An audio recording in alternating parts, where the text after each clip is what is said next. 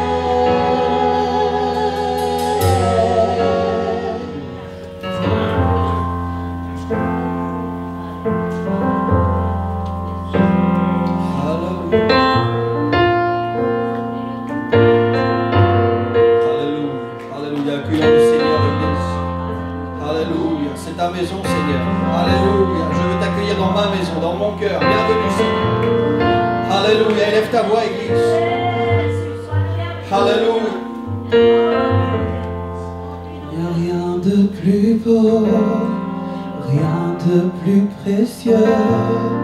Cet amour, Seigneur, est incomparable.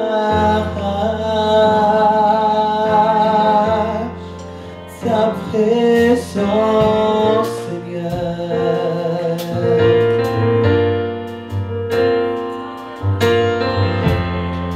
J'ai vu et goûté de cet amour si grand, là où mon cœur est libre et mes chaînes sont brisées.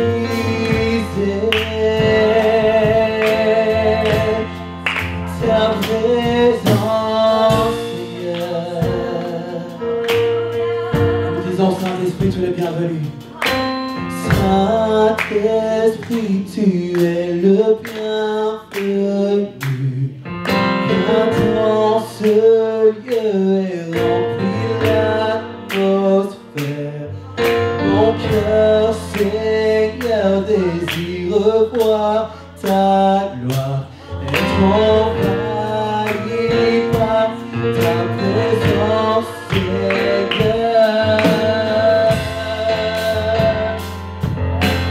Alléluia, ta présence, Seigneur.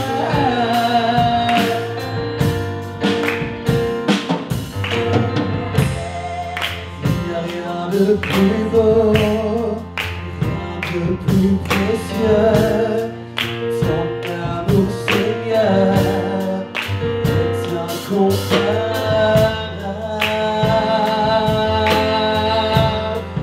Ta présence, Seigneur.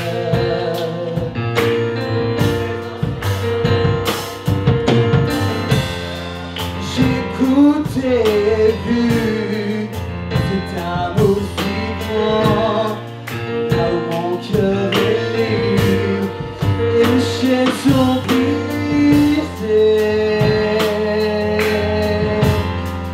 Ta présence, Seigneur.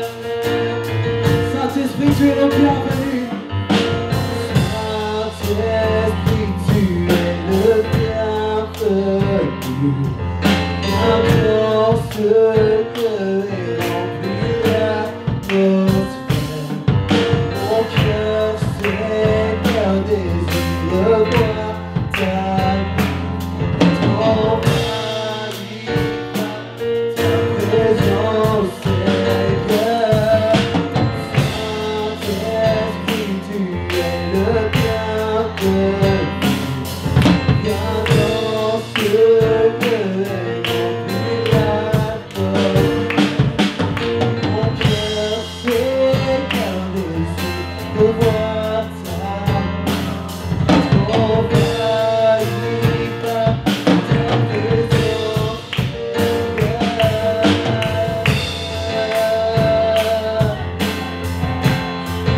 ta présence, Seigneur. J'ai besoin de ta présence, Seigneur. Alléluia.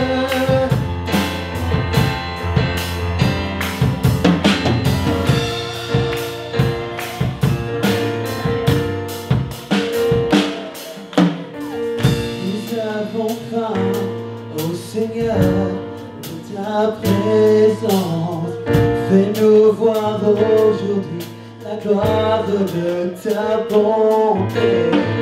Nous avons faim, ô Seigneur, de ta présence. Fais-nous voir aujourd'hui la gloire de ta bonté. Nous avons faim, ô Seigneur, de ta présence. Fais-nous voir aujourd'hui la gloire de ta bonté. Nous avons faim, ô Seigneur, de ta présence.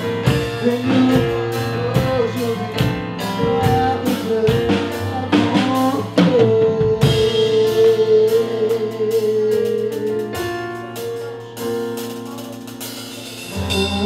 Saint-Esprit, tu es le bienvenu.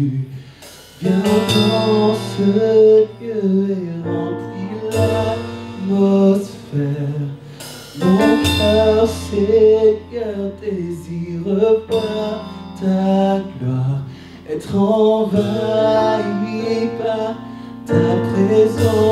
Que quelqu'un prie cela ce matin. Saint-Esprit, tu es le bienvenu. Viens dans ce lieu et remplis l'atmosphère. Mon cœur, Seigneur, désire voir ta gloire, être envahi par ta présence, Seigneur.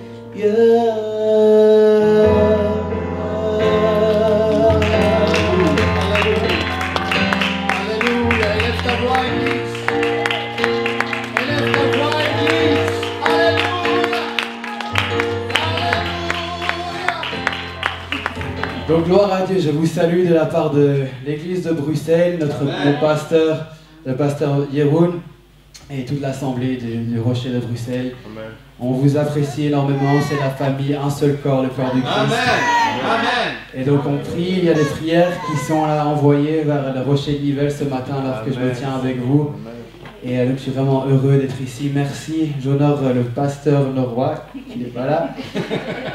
Sœur Norroy et sa famille, que je connais depuis que je suis né littéralement. Et je suis vraiment heureux de les voir encore servir le Seigneur, qui sont toujours des exemples pour moi, des modèles à suivre, des piliers à suivre. Et je suis content de voir des gens que je connais depuis mon enfance, Sœur Linda, Sœur Evelyne, Frère Daniel, Emmanuel, tout le monde, et ceux que je ne connais pas encore, mais que je suis vraiment heureux de rencontrer ce matin, Sœur Nadine, Frère Jean-Luc, je ne vous ai vu pas non plus, et donc très heureux d'être ici. Ce matin, j'ai eu une parole du Seigneur depuis 2 semaines, depuis que je sais que je dois prêcher ici, et je crois que le Seigneur doit parler. Amen. À l'assemblée, et le Seigneur en tout cas m'a parlé alors que je préparais la prédication. Donc j'espère que le Seigneur vous parlera de la même manière. Donc j'aimerais qu'on se mette debout alors qu'on lit la parole de Dieu. On va tourner dans Matthieu 13, verset 14.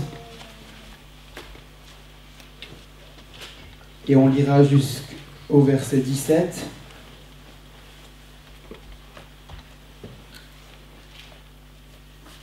Je ne sais pas comment vous vous sentez ce matin. Je ne sais pas si vous avez été malade récemment. Je ne sais pas si vous êtes épuisé, fatigué, à bout de force. Mais personnellement, j'ai été malade, j'ai été épuisé. Mais dans la présence du Seigneur, tout ça n'a plus d'importance. Dans le Seigneur, il restaure, il fait toutes choses deviennent nouvelles. Donc si vous êtes épuisé, vous êtes malade, fatigué, vous êtes au bon endroit ce matin. Donc mettez un sourire sur le visage parce que le Seigneur est présent parmi vous aujourd'hui. Au nom de Jésus. Donc, cela dit. Et pour eux s'accomplit cette prophétie d'Ésaïe. Vous entendrez bien et vous ne comprendrez point. Vous regarderez bien et vous ne verrez point. Car le cœur de ce peuple est devenu insensible. Ils se sont bouchés les oreilles et ils ont fermé les yeux. De peur de voir de leurs yeux, d'entendre de leurs oreilles, de comprendre de leurs erreurs, de leur cœur, et de se convertir en sorte que je les guérisse. Mais heureux sont vos yeux, parce qu'ils voient, et vos oreilles, parce qu'elles entendent. Amen. Verset 17 dit, « En vérité, je vous le dis, beaucoup de prophètes et de justes ont désiré voir ce que vous regardez et ne l'ont pas vu, entendre ce que vous entendez et ne l'ont pas entendu. Amen. Amen. Est-ce que quelqu'un est reconnaissant ce matin? Amen. Est-ce que vous voyez, vous entendez? Est-ce que quelqu'un est reconnaissant ce matin?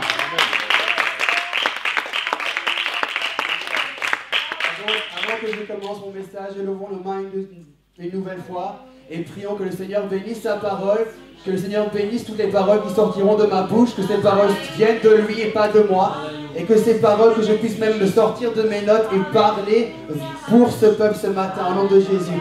Seigneur, je te remercie pour ta présence, je te remercie pour ton amour, ta grâce que nous sentons ce matin.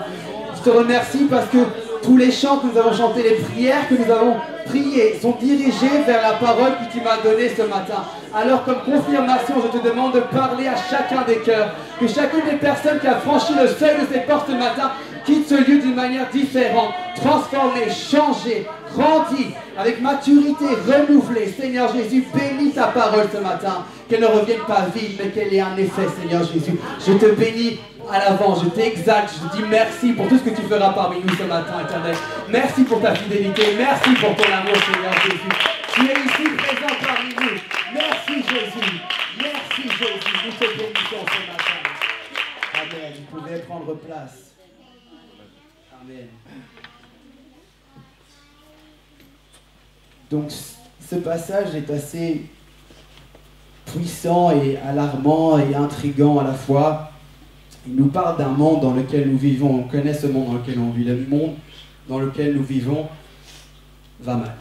On va pas se mentir. On voit les nations s'élever contre d'autres nations. On voit des guerres partout dans le monde. On voit des cultures s'opposer à d'autres cultures. On voit des races s'élever contre d'autres races. On voit des chrétiens être persécutés et tués pour leur foi. On entend des bruits de guerre. Ça vous rappelle quelque chose? Les prophéties de la Bible sont en train de s'accomplir. La terre subit des catastrophes naturelles. Et personnellement, je ne peux rien faire contre un tsunami, je ne peux rien faire contre une tempête. Je ne peux rien faire contre un tremblement de terre. Avec toute la bonne volonté du monde, je ne peux pas empêcher cela. Mais tout cela se produit. Des gens souffrent dans le monde. Les gens se demandent pourquoi, les gens sont dans l'incompréhension, dans la frustration. Et tout cela s'élève. Nous vivons dans un monde où cette culture de la neutralité essaye de s'élever. La culture de la neutralité, c'est même pire qu'avant. Parce qu'avant, c'était ce qui était bien est devenu mauvais, ce qui est devenu mauvais. Maintenant, c'est tout le monde peut chacun définit ce qui est bien ou ce qui est mal. C'est juste. Et ça, c'est dangereux. Amen. Parce qu'on n'écoute plus ce que Jésus définit comme bien ou de mal. Chacun peut définir ce qui est bien ou ce qui est mal. Parce que c'est le politiquement correct. Et c'est très dangereux. C'est très dangereux parce que ça endort le monde. Et ça cherche à endormir les chrétiens. Ça cherche à endormir les enfants de Dieu. Parce que cette culture de la neutralité cherche à s'infiltrer dans nos églises. Et c'est le monde dans lequel nous vivons. Mais aujourd'hui, je ne cherche pas à pointer ce monde en globalité. Je ne cherche pas à en parler parce que tout a été prophétisé et cela doit arriver. Mais aujourd'hui, je suis venu parler de votre monde. De mon monde à moi, de ton monde à toi. C'est ça dont je suis venu parler ce matin. Amen. Oui, nous devons continuer à prier pour ce monde. Nous devons intercéder pour les enfants de Christ partout dans le monde. Nous devons prier pour nos institutions. Nous devons prier pour que nous puissions toujours avoir ce culte libre. Ce culte libre qui n'existe plus dans certains endroits. Il faut continuer à intercéder que les mensonges de l'ennemi n'arrivent pas jusqu'à nos institutions, à nous empêcher d'élever le nom de Jésus librement, de porter la Bible librement, de prêcher sa parole librement. À Bruxelles, ils sont en train de faire des décrets pour qu'on ne puisse plus proclamer le nom de Jésus dans la rue. On ne puisse plus chanter l'évangile dans la rue. On en arrive à un tel point. Et il faut continuer à prier pour nos institutions. Donc dans ce sens-là, oui, prions toujours. Mais aujourd'hui, moi, mon travail, c'est de vous dire, ton monde a besoin de Jésus. Amen. Ton monde a besoin de Jésus plus que jamais auparavant. Ton monde a besoin de la lumière du monde. Amen. La lumière du monde qui est Jésus-Christ en personne. Et sans Jésus-Christ, ton monde restera dans les ténèbres. Parce que les royaumes s'écrouleront. Les richesses disparaîtront. Mais une seule chose restera. Le nom de Jésus. Amen. Le nom de Jésus régnera pour l'éternité. Et c'est pourquoi nous devons continuer à proclamer, continuer à avancer, Église. Le nom de Jésus. Alors qu'est-ce que c'est que ton monde? Ton monde, c'est peut-être 2 frères, une cousine, un collègue de travail. Ton monde, c'est peut-être tes élèves de l'école du dimanche. Ton frère, ta maman. Ton monde, c'est peut-être tous ceux qui te suivent assidûment sur les réseaux sociaux. Parce qu'on a des jeunes ici. Ceux qui sont sur Facebook, sur Instagram. Ça, c'est ton monde à toi. Les gens qui sont dans ta classe, c'est ton monde à toi. Les gens qui sont au travail avec vous, c'est votre monde. Donc que ton monde soit petit ou qu'il soit grand, tu as une responsabilité. C'est que ton monde voit Jésus. C'est que ton monde entende Jésus. Il faut que tu sois le pont entre Jésus et ton monde. Parce que c'est indispensable. Indispensable. Ce monde a besoin de Jésus. Amen. Besoin de lumière, plus que jamais auparavant. On parle de ténèbres et on se plaint du monde, etc., etc. Mais au lieu de se plaindre, c'est le moment où on doit se lever et briller plus que jamais. Amen. C'est ça notre responsabilité en tant qu'enfant de Dieu. Et on a lu dans ce passage que le monde est devenu sourd et aveugle. Mais moi, ce que j'aime, c'est qu'il est écrit « Ils se sont bouchés les oreilles ». Ils ne sont pas juste sourds. Ils se rendent sourds. Ouais. Ils se rendent aveugles. Ce monde s'est replié sur lui-même. Ouais. Donc Jésus qui était venu restaurer la relation avec le monde qui était perdu par le péché. Jésus vient et veut restaurer la relation. Mais ce monde dit non. Il ferme les yeux. Il fait le contraire. Il bouge les oreilles. Ce monde se replie sur lui-même. Il refuse de changer ses voies. Refuse de voir ce que Jésus pourrait changer en eux.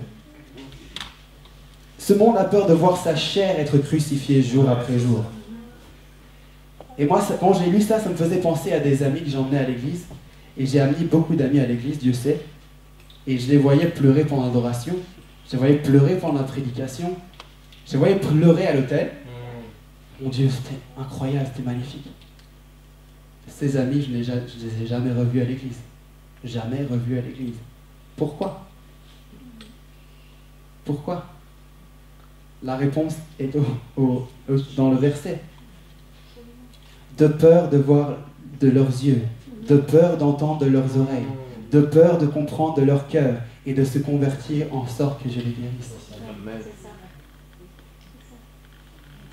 Et ça ne me fait pas juste penser à mes amis, parce que c'est facile de les penser de toi. Ça me fait aussi penser à moi parfois. Seigneur, je te donne toute ma vie. Attends. Je te donne 99%. Ok, j'aime tout ça, mais moi je garde mon petit pourcent. Mon petit pourcent de confort. Je gère. Tout va bien. Celui-là, je le garde. T'inquiète. Occupe-toi de 99, je m'occupe de 1%. C'est la même chose. On reste à l'église, mais on ne donne pas tout au Seigneur. De peur de voir de nos yeux, de peur d'entendre de nos oreilles, de peur de comprendre de nos cœurs, de peur de voir ce que le Seigneur pourrait faire avec ce petit pourcent que tu penses que tu gères. Amen. C'est la même chose. Seigneur, ma vie est confortable. Ne viens pas tout chambouler avec tes plans à toi. Moi, j'avais prévu ça. Je t'ai donné tout ça déjà. C'est assez. Laisse-moi gérer cette partie-là. Je suis confortable, je suis bien. Et c'est pareil. On est comme nos amis, à une échelle différente. Et c'est justement pour ça que ton monde a besoin de toi. Et c'est justement pour ça que ton monde a besoin de Jésus. Et que tu as besoin de Jésus premièrement, afin que tu puisses l'amener à ton monde. Amen. Et c'est justement pour toutes ces choses qu'on doit garder en tête notre mission. D'être ce pont entre Jésus et ce monde. Afin que Jésus puisse guérir les cœurs, que Jésus puisse guérir ce qui ne va pas, qu'il puisse, lui, accomplir sa volonté dans leur vie et dans notre vie également. Nous devons être cette constante invitation à la repentance. On ne doit pas forcer qui que ce soit, mais que dans notre monde, que l'on puissions briller et être cette invitation constante. On se tient là. Et quand les collègues d'analyse voient l'analyse, ils savent. C'est mon invitation constante à Jésus. Non pas parce qu'elle fait, mais parce qui elle est en Christ. Amen. Et donc justement, ça m'amène à mon prochain point que j'ai noté ici. Pour que nous puissions efficacement aider notre monde, nous devons apprendre à être plutôt qu'à faire. Et ça, c'est un point que beaucoup de gens, dans l'Église surtout, oublient. De ce que nous sommes en Christ découleront ensuite les œuvres à accomplir. Mais on ne doit pas s'éparpiller et chercher à faire. Je veux être utilisé par qui? Je veux chanter, je veux prêcher. Mais qui es-tu? Dans Matthieu, vous pouvez lire Jésus qui dit « Au jour du jugement viendront des gens à moi. Ils diront « Mais Jésus, j'ai prophétisé en ton nom. J'ai prêché en ton nom. » Laissez-moi étendre ça un peu. « Mais Jésus, j'ai dirigé l'adoration pour toi. Jésus, j'ai prêché à Nivelles pour toi le 22 octobre 2016. Jésus, j'ai fait un peu de charité. Jésus, j'ai emmené mes enfants à l'église. Jésus, j'étais à l'église le jeudi. » Vous connaissez la réponse de Jésus? Loin de moi, je ne vous connais pas. Je ne vous connais pas. Vous n'êtes pas défini par ce que vous faites. Vous êtes défini par qui vous êtes en Christ. Dieu vous connaît. Si Jésus ne vous connaît pas aujourd'hui, peu importe toutes les actions que vous pouvez faire, loin de moi. Je pourrais être le pire des pécheurs. Mais Jésus m'utilise parce qu'il a besoin de parler à son peuple. Parce qu'il connaît mon talent. Il sait que je peux parler facilement. Il sait que je peux chanter facilement. Il utilise ce qu'il peut utiliser sous la main. Il ne va pas me sauver parce que j'ai prêché. Il me sauve pour qui je suis en lui. Il me sauve pour mon amour pour lui. Il me sauve parce que j'ai cherché tous les jours à lui ressembler, à être plus comme lui, à mourir pour que lui puisse vivre en moi, à décroître pour que lui puisse grandir en moi. Ça, c'est qui je suis en Christ. Non pas ce que je peux faire pour le royaume, etc. On ne veut pas développer la fainéantise chrétienne, bien sûr que non. La dernière fois que j'étais ici, on a parlé de bâtir la muraille. Et bâtir, c'est de l'action, il faut bâtir. C'est une action. On ne peut pas rester assis pour bâtir. Mais il faut d'abord être. Qui êtes-vous en Christ ce matin? Est-ce que Jésus vous connaît ce matin? Vous êtes assis dans la maison du Seigneur. Est-ce qu'il dit, qui est cette personne qui est assise dans ma maison ce matin? Ou est-ce qu'il dit, bonjour Linda, comment ça va? Bienvenue dans ma maison. Bienvenue dans mon temple. Ou est-ce qu'il dit, qui es-tu? Et c'est ce dont on doit s'assurer. Je veux que personne ne quitte ce lieu ce matin sans être sûr que Jésus le connaisse. Est-ce que Jésus te connaît? Demande à ton voisin, est-ce que Jésus te connaît? Est-ce que Jésus te connaît?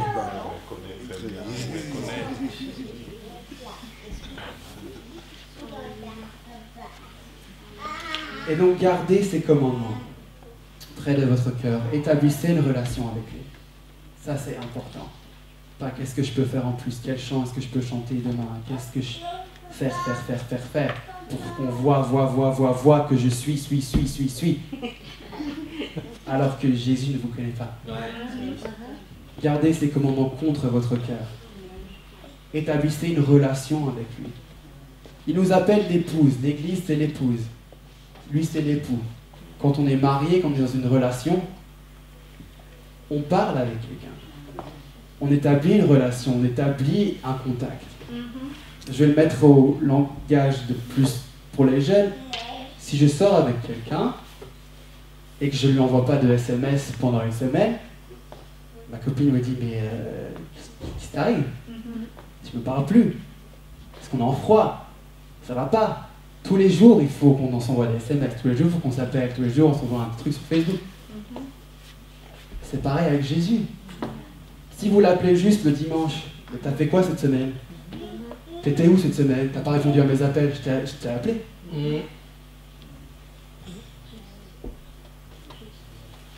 Et donc le dimanche, on arrive. Je t'appelle. Oui, mais t'étais où? Moi, je t'ai appelé toute la semaine, t'as pas répondu. Tu t'es mis en silencieux toute la semaine. Et t'arrives le dimanche, comme si de rien n'était. Hey! Je suis là, je suis prêt. Jésus, je t'appelle, viens ici. Vous croyez que ça marche comme ça?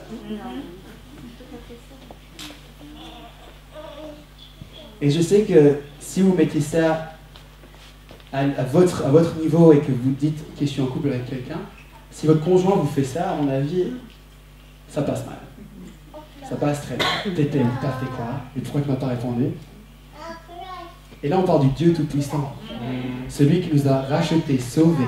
Celui qui est mort pour nous, qui est descendu pour se faire homme pour nous. À combien plus forte raison devrions-nous lui être fidèles? À combien plus forte raison devrions-nous lui parler chaque jour et lui demander, Seigneur, qu'est-ce que je dois faire aujourd'hui? Seigneur, brise-moi aujourd'hui, crucifie ma chair. Seigneur, ça ne va pas aujourd'hui, je me sens fatigué. Sois là avec moi. Amen. Nous allons tourner dans Job 42, versets 5 et 6. C'est un passage que j'aime énormément. C'est assez court d'ailleurs, mais...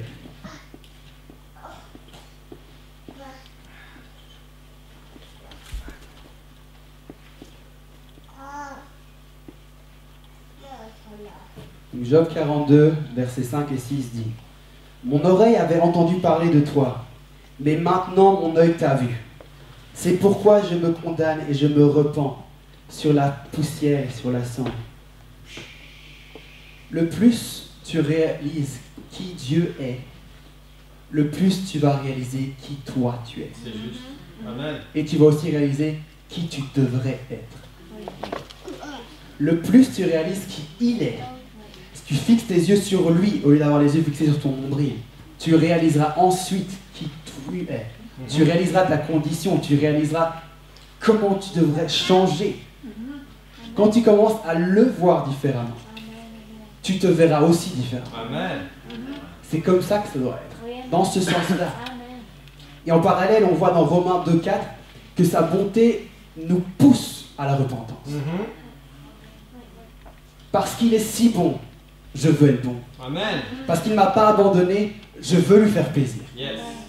Parce qu'il est avec moi 24 heures sur 24, 7 jours sur 7, je veux lui être agréable, je veux suivre ses commandements, je veux répondre à ses attentes, je veux répondre à ses exigences, je veux faire tout ce qu'il faut pour essayer d'atteindre sa bonté qui dépasse l'entendement. Sa grâce m'a relevé plus de fois que vous pourriez imaginer. Et rien pour ça, ça me met quelque chose dans mon cœur. Ça me dit, Timothée, lève-toi, marche, suis l'Éternel de tout ton cœur, fais tout ce que tu peux. Tu tomberas peut-être, tomberas sûrement, mais il est là pour te relever. Du moment que tu as les yeux fixés dans la bonne direction, que ton cœur va au bon rythme, au rythme du Seigneur Jésus. Quand tu comprends son amour, c'est là que tu commences à savoir comment aimer. C'est là que tu comprends comment tu devrais aimer, comment tu devrais te comporter. La grandeur de son amour. Parce qu'on parle du Seigneur Jésus, mes frères et sœurs. C'est de lui tellement bateau. La grâce, sa grâce, son sacrifice, son amour, qui rachète tous nos péchés, qui rachète ma vie, son amour qui me garde, son amour qui me tient compagnie lorsque je suis seul, lorsque je suis découragé, sa présence. Tout cela me pousse à aimer comme lui, à édifier comme lui, à créer, parce que le Seigneur c'est le créateur. Donc c'est pour ça que moi aussi je veux créer. Donc quand je parle, je veux prononcer la création, je veux prononcer la vie dans la vie de mon monde. Le monde autour de moi, mon monde, a besoin de vie. Et pour cela, je parle la vie. Je dois proclamer la vie tout comme le Seigneur l'a fait. Amen. Le Seigneur a proclamé la vie en nous. Je dois proclamer la vie dans mon monde. Le Seigneur a créé, je dois créer la vie dans mon monde à moi. Je dois proclamer la vie dans mon école, chez mes cousins, chez mes cousines. Je dois parler la vie. Je dois édifier, je dois supporter, je dois soutenir. Je dois aider. Comme le Seigneur m'a tendu la main. Amen. De la même manière. Il m'a tendu la main, je tends la main à mon monde également. Amen. Et tout cela, je ne l'ai pas dit pour l'excitation. C'est pour la mission. Yes. La mission que nous avons. Quand tu donnes ta vie à Jésus, c'est ce que tu dois faire. Et si tu as donné ta vie à Jésus, amen. Mais cela implique quelque chose. Cela implique une mission. Tu es en mission pour ton monde à toi. Et comme je te l'ai dit, ton monde c'est peut-être 3 personnes, c'est peut-être 100 000 personnes. Mais ton monde à toi doit savoir que tu es ce pont entre Jésus et eux. Ton monde à toi doit savoir que tu es une échappatoire pour eux. Parce qu'ils sont aveugles. Ils se sont aveuglés. Ils se sont mis les mains sur les oreilles. Mais vous êtes ceux qui pouvaient encore les tirer vers le Seigneur. J'ai plein d'amis qui ne sont pas chrétiens, qui ne sont pas croyants, qui m'ont déjà rayonné. Mais parce que je me suis montré en tant que portail pour le Seigneur, en tant que pont, je me suis tenu ferme. La première personne qu'ils contactent lorsque leur papa est malade, lorsqu'il y a eu un accident, lorsqu'ils sont déprimés, s'il te plaît, est-ce que tu peux prier pour moi? S'il te plaît, mon papa est à l'hôpital, il a un cancer, tu peux prier. Mon papa a eu un accident, tu peux prier. Timothée, je pense que tes prières marchent parce que là, ça va un peu mieux. Là, est-ce que tu peux m'en à prier? Tu peux demander à ton équipe, s'il te plaît. Ces gens qui m'ont rayonné, parce qu'ils savaient que j'étais un pont, parce qu'ils savaient que j'étais un portail vers le Seigneur Jésus-Christ. Parce que mon monde sait qui je sers, parce que mon monde sait qui vit en moi et en qui je vis. Ces mêmes personnes courent vers moi, parce qu'ils courent vers Jésus. Parce qu'ils sont aveugles, ils ne savent pas où aller. Parce qu'ils sont crevés les yeux, ils ne savent pas où aller. Mais parce qu'on est là dans leur monde. Le peu de lumière qu'ils voient, c'est nous. Amen. Le peu de lumière qu'il voit, c'est nous. Jésus leur semble trop éloigné, trop loin. La voix de Dieu leur semble trop loin. Donc la seule chose qu'ils entendent, c'est « Je vais à l'église le dimanche, je peux prier pour toi. » Donc ils entendent « Oui, oui, tu peux prier pour moi. » Et ils avancent. Et ils te demandent. Ça m'a surpris la première fois. Maintenant, ça ne me surprend plus. Ça ne me surprend plus. Je sais que c'est parce que je me tiens en tant que pont entre ce monde et mon Dieu. Amen. Et c'est ce qu'on doit tous faire. On a la responsabilité de notre monde. Comme je l'ai dit, 3 personnes, 100 personnes, ça n'a pas d'importance. Mais que votre monde sache que vous êtes le pont entre eux et Jésus-Christ. Amen. Vous êtes ce pont. Vous les amènerez au salut, au nom de Jésus. Alors, nous allons tourner dans Jérémie 29, 13. C'est un verset très court aussi.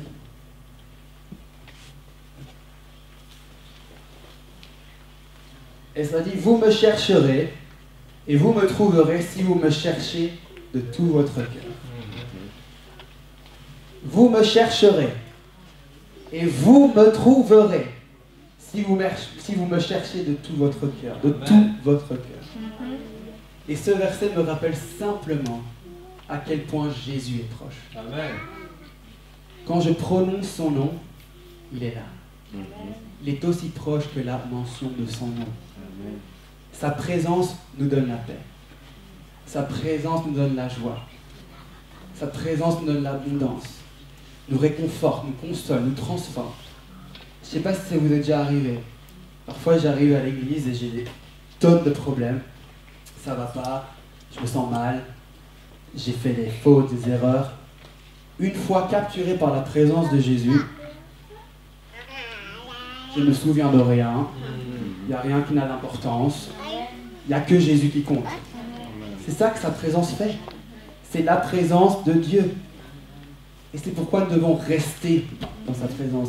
On doit apprendre à rester dans la présence de Dieu, à entretenir la présence de Dieu. Parce que trop souvent, on limite la présence de Dieu à une expérience, à un moment donné, à un lieu donné. Et c'est comme ça que vous avez des gens qui arrivent à l'église, qui sont dans le Seigneur, dans la présence, qui pleurent, qui sont touchés par le Seigneur, et qui sortent, et au moins franchissent le seuil de la porte, commencent à prononcer des injures, commencent à être en colère, se revêtent de tous les tracas du monde, parce que la présence de Dieu n'était qu'une expérience à un moment donné, à un lieu donné. Amen. Mais si tu te revêts de la présence de Dieu, si la présence de Dieu te précède partout où tu vas, tu gardes la même chose à l'église. Que tu sois dans le métro, dans le bus, dans le train, que tu sois chez toi, la présence de Dieu t'entoure. Vous savez comment c'était dans l'Ancien Testament. Dans l'Ancien Testament, on peut lire, je ne vais pas aller en détail, parce que j'ai pas envie d'être trop long, tout ce qu'il fallait faire pour entrer dans la présence de Dieu. Les sacrifices, les rituels. On pouvait entrer dans sa présence qu'une seule fois par an. Il fallait laver, sacrifier, etc., etc. Et ceux qui entraient dans la présence de Dieu, ce n'était pas tout le monde. Donc sur tout le monde qui est là, peut-être qu'un chanceux aurait pu rentrer une fois par an dans la présence de Dieu. Nous, on a accès à la présence de Dieu 24 heures sur 24, 16 jours sur 7, peu importe d'où on vient, notre passé, notre culture. Est-ce qu'on réalise un peu la grâce? Est-ce qu'on réalise la grâce? Aujourd'hui, si je suis pauvre, un jour, le Seigneur est là pour moi. Amen. Je suis le plus riche au monde, le Seigneur est toujours là. Je suis blanc, je suis noir, jaune, vert, le Seigneur est là pour moi. Peu importe mon travail, peu importe ma classe sociale, peu importe mon passé, mes péchés, le Seigneur est là. Quand j'invoque son nom, le Seigneur est là pour moi. Toujours. Et c'est ça la grâce, mes frères et sœurs. Et je me suis déjà retrouvé épuisé dans un avion. J'étais fatigué, épuisé. J'avais un gilet, je l'ai mis au-dessus de ma tête. J'ai déplié la tablette devant moi, merci. Je me suis mis comme ça et j'ai invoqué le nom du Seigneur. Et le Saint-Esprit m'a rempli, rafraîchi dans l'avion à je ne sais pas combien de mètres d'altitude. Le Seigneur est partout, frères et sœurs. Si aujourd'hui vous êtes épuisé à bout de force, vous êtes au bon endroit. Si vous sortez, que vous êtes toujours épuisé à bout de force, l'endroit sera aussi très bien. Parce que le Seigneur est chez vous, dans votre voiture, partout où vous allez. Et c'est la grâce. N'oubliez jamais ça. Donc ne limitez jamais le Seigneur à l'église. Mais entretenez sa présence. Si vous voulez atteindre ce monde, atteindre votre monde, vous aurez besoin de sa présence. Vous aurez besoin que sa présence vous accompagne partout, tout le temps.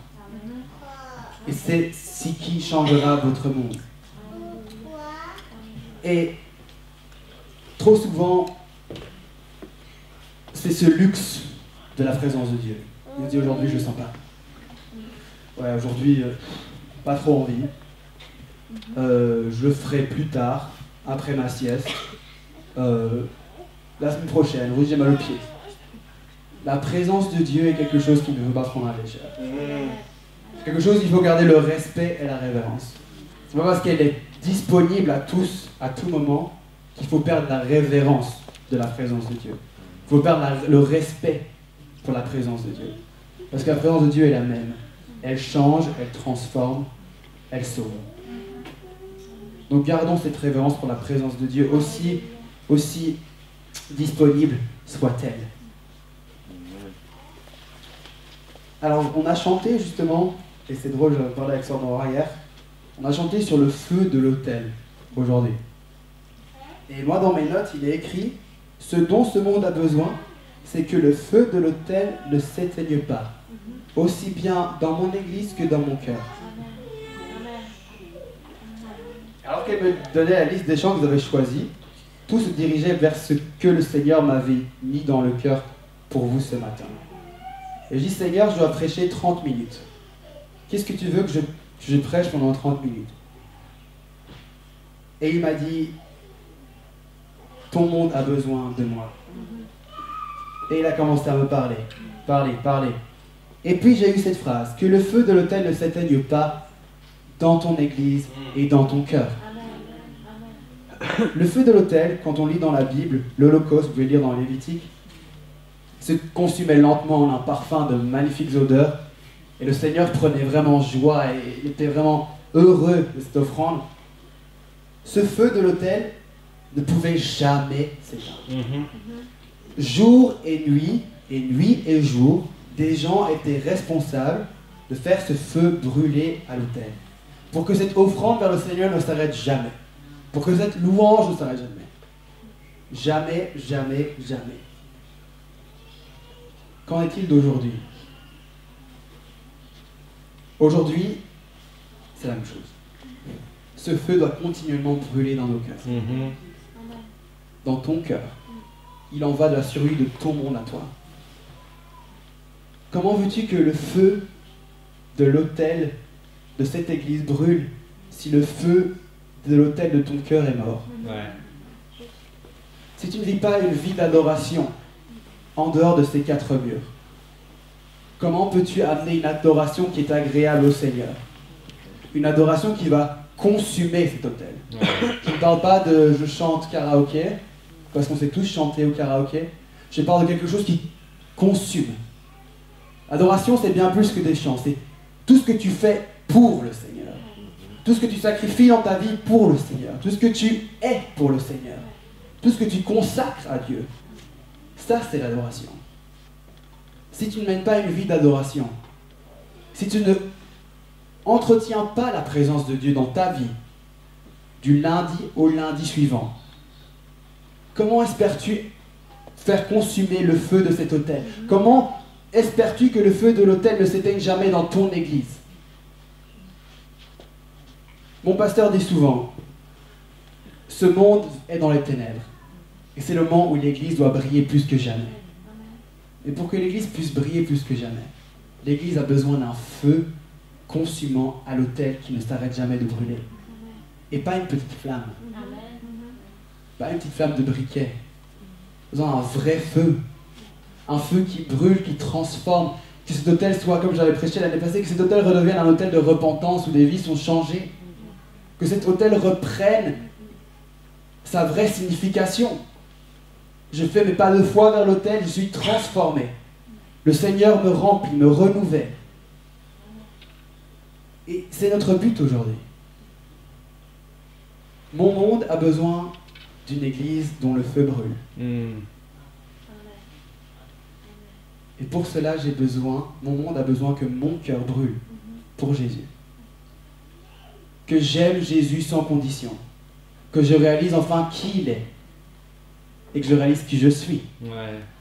Et qu'en réalisant qui il est, je suis poussé à la repentance quotidienne.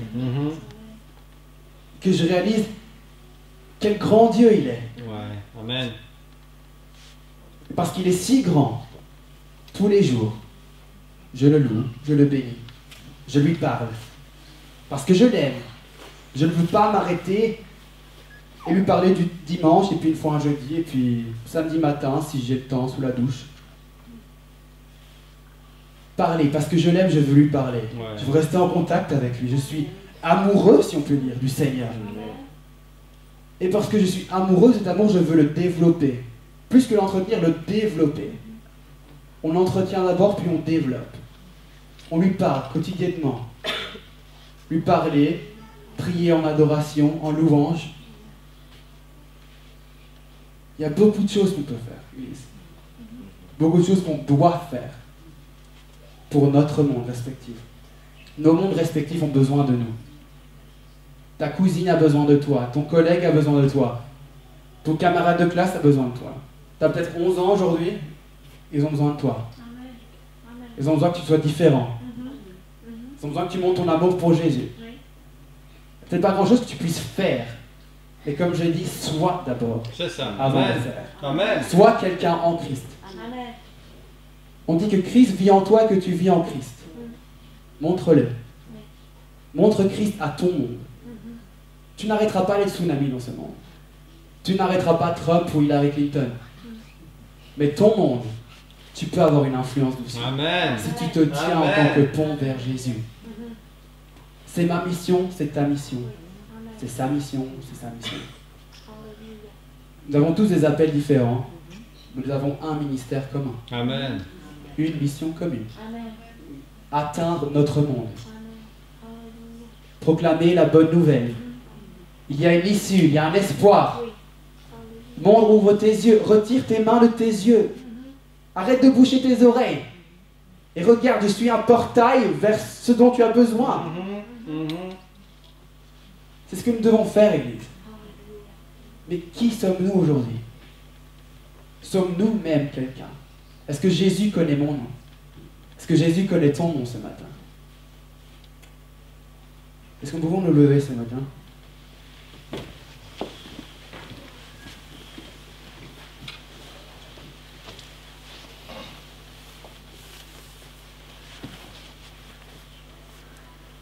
Et aujourd'hui, alors que je fais cet appel à l'hôtel, je vais simplement vous laisser des moments à l'hôtel, vous et Jésus, individuellement. Et après, naturellement, si vous voulez prier les uns pour les autres en tant que corps du Christ, en tant qu'Église, allez-y.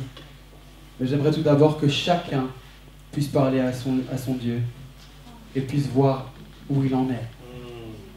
Et puis le frère Romain prendra les rênes quand il le sentira. Moi, j'irai au piano et je vous servirai. Mais j'avais une dernière chose à dire. Sors de ta saison d'hibernation. C'est quelque chose que j'ai ressenti très fort. Il y a 3 jours à la réunion de prière à Bruxelles, je priais et j'ai senti dans mon cœur, sors de ta saison d'hibernation. Vous avez un pasteur, des serviteurs qui prêchent, qui enseignent, qui sèment des graines dans votre vie. Des graines qui devraient germer dans votre monde. Mais parce que vous êtes toujours en hiver, ces graines n'ont pas encore germé. Il faut absolument que vous arrosiez ces graines qui sont semées et plantées semaine après semaine avec la présence de Dieu. Imaginez-vous un arrosoir et à l'intérieur la présence de Dieu. Et arroser toutes ces graines que Pasteur Noroy prêche, que Pasteur Romain parle lorsqu'il prie, que Sœur Noroy montre par son exemple. Toutes ces graines doivent germer. Si vous voulez avoir la vie dans votre monde, il faut que ces graines germent. Parce que vous auriez beau entendre prédication après prédication après prédication, si vous n'arrosez pas ces prédications avec la présence de Dieu, elles ne viendront jamais à la vie. Elles ne resteront que des graines. Et notre monde a besoin de vie, notre monde a besoin de la lumière. Ton monde a besoin de toi. Donc aujourd'hui, décide-toi d'être quelqu'un pour Christ, que tu aies 11 ans, 77 ans, peu importe.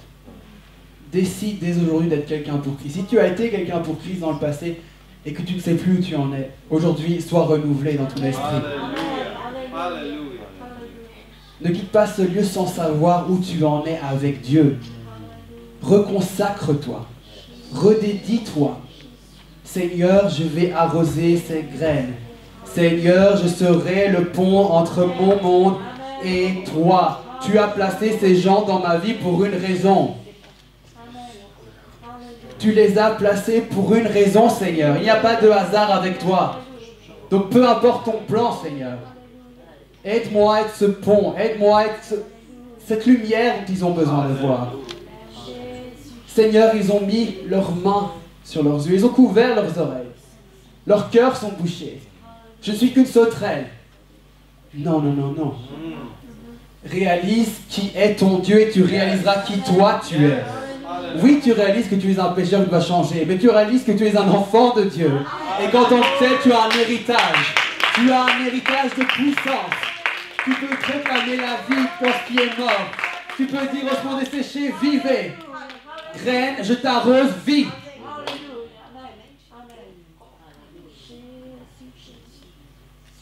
Oui, nous devons changer. Oui, nous devons grandir. Nous devons revenir au Seigneur. Bien sûr. Sans lui, nous ne sommes rien. Je ne suis qu'un vase. C'est lui qui m'utilise. Mais après cela, je suis aussi un enfant de Dieu. Il m'a rempli de puissance. Je ne vais pas rester là à me dire, Seigneur, je suis que ça. Non. Je suis humble et je me repens, Seigneur, oui. Mais tu m'as aussi rempli de ta puissance. Ça ne s'arrête pas là.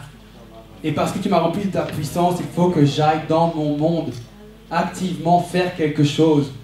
Je ne veux pas que tu me demandes, mais qu'est-ce que tu as fait avec ces gens que j'ai placés dans ta vie? Qu'est-ce que tu as fait de ton monde, Timothy?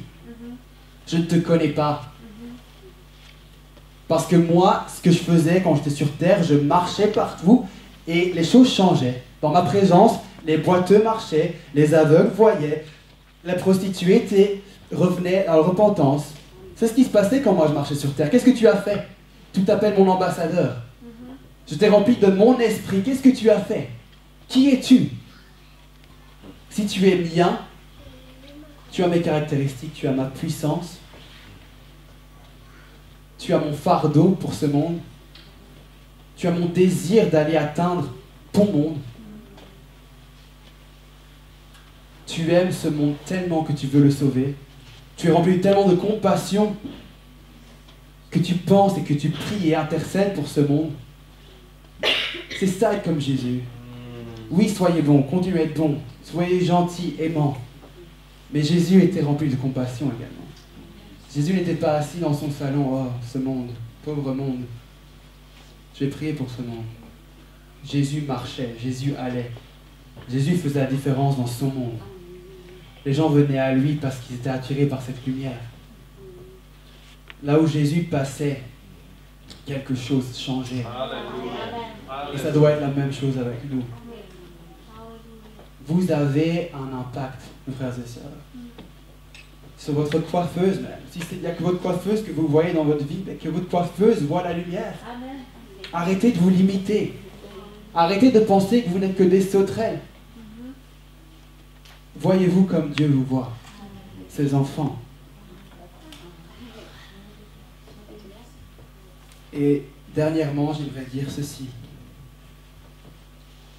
Il est prophétisé dans la Bible que les jeunes gens auront des visions et les vieillards auront des rêves. Il y a une différence entre les deux. Les rêves sont les manifestations du subconscient, des choses qu'on a vécues. La raison pour laquelle il est écrit « Les vieillards auront des songes, des rêves ». Parce que vous qui avez de l'expérience, vous avez vécu, vous avez vu, vous avez été déçus, vous avez combattu. Donc vos rêves sont influencés par tout ce qui s'est passé dans votre vie. Et on a besoin de cette expérience. On a besoin de tout cela. On a besoin que vous y a rêvé avec l'influence de ce qui s'est passé. Mais à tous les jeunes gens, peu importe votre âge, écoutez-moi bien, vous devez avoir des visions. Vous avez l'avantage de ne pas encore avoir été déçus. Vous n'avez pas encore vu l'envers du décor. Quand j'ai demandé à mes jeunes à l'église, quelles sont vos visions? Je veux aller prêcher au Brésil dans les prisons. Et des choses comme ça. Ils sont remplis de fougue, remplis d'audace, parce qu'ils pensent que tout est possible. Et c'est ça la puissance des visions. On a besoin de jeunes gens qui se lèvent avec des visions, qui voient loin, qui voient haut, qui ne sont pas arrêtés par « mais non, ça a raté avant, ça a raté, ça ne marche pas, ça n'a pas marché avec un tel, ça ne marchera pas avec moi ». Les jeunes ont des visions, ils sont inarrêtables. Donc jeunes de Nivelles, ayez des visions, que vous ayez 8 ans, 9 ans, commencez à avoir des visions, que ça commence à germer dans votre tête. On a besoin de tout ça dans le royaume. Donc aujourd'hui, quand j'ouvre cet hôtel, j'ouvre simplement cet hôtel pour que vous veniez parler à votre Sauveur, qui vous renouvelle. Ceux qui sont épuisés à bout de force, que le Seigneur vous renouvelle. Que vous puissiez dire, Seigneur, mon monde a besoin de toi. Donc remplis-moi de plus de toi. Rassasie-moi aujourd'hui. Je veux que des gens viennent à cet hôtel en disant, Seigneur, je me redédie, je me reconsacre à toi. Je serai un sacrificateur dans ta maison, je m'assurerai que le feu de cet hôtel ne s'arrête jamais de brûler. Et pour cela, le feu de mon cœur ne s'arrêtera jamais de brûler. Je t'aimerai tous les jours de ma vie. J'entretiendrai une relation avec toi tous les jours de ma vie. Seigneur, je me donne à toi, non pas à 75%, non pas à 99%, mais à 100%. Même si c'est inconfortable de te laisser ce petit pourcent, prends-le, parce que je sais que tes voies sont plus hautes que les miennes. Je sais que ton plan est plus grand que le mien. Et surtout parce que je sais que mon monde a besoin de toi. Et que mon monde a besoin que je donne 100% de qui je suis. Je veux être qui tu veux que je sois, pour ensuite accomplir ta volonté.